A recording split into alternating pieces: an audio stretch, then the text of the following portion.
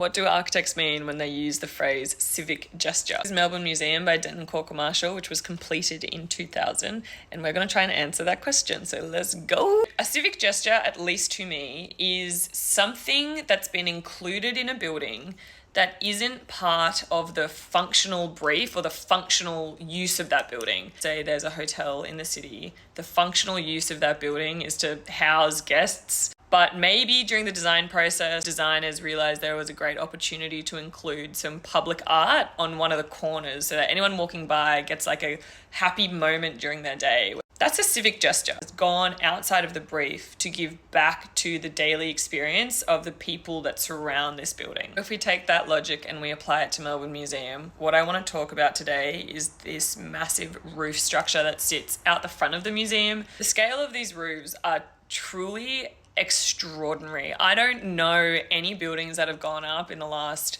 couple of years that have this scale and presence. They have the height at the end that passes by, people driving by in their car go, what the hell is that? And then they rake together and draw you into the entry. You can see here in this diagram that I'm just sketching over one of my photos, the two roofs rake in, they're drawing you in spatially, and then where they meet, they pull apart. And this is where the entry into the Melbourne Museum is, but it's also aligning with the exhibition centre, sort of like over there. And it's a way of like creating a moment that celebrates those two entries. So now that we've talked about the what, let's kind of get into the why. Why is this considered a civic gesture? So the functional use of this building is the museum. Big building, there's a lot of program that's packed into there, but they've made a decision not to build here. And sometimes that's the hardest decision to make in architecture, is where you don't put building.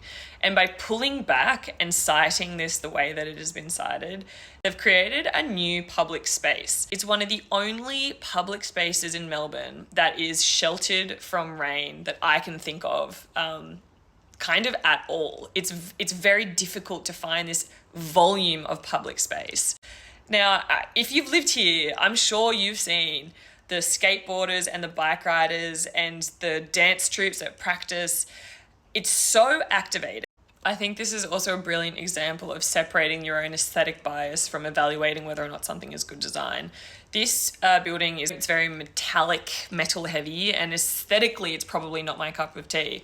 But that doesn't mean that this isn't a brilliant example of urban design. I was there, they had a whole bunch of sort of this tree installation. I actually think this is indicative of my only criticism of this project, and that is if they ever got the chance to do it again, I would hope that there was a lot more focus on native gardens and pollinator-friendly gardens on this ground plane.